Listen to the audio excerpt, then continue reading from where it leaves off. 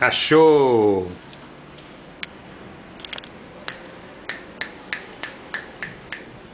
Lá no apartamento também é piso frio, né? Aí lá quando eu levanto, eu já faço meu café, troco ele. Aí eu dou o café dele também. Aí eu ponho ele no berço pra ele ficar lá brincando um pouco e aí eu varro e passo o pano.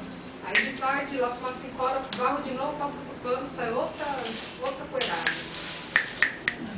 Aqui o Roberto varre, às vezes ele varre, mas não dá tempo.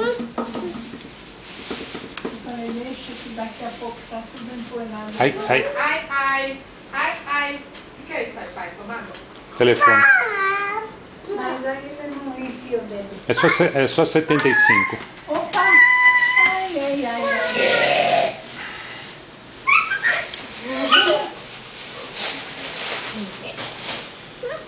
E vai, meu picotinho. É, Picoto. o Felipe diz assim quando sai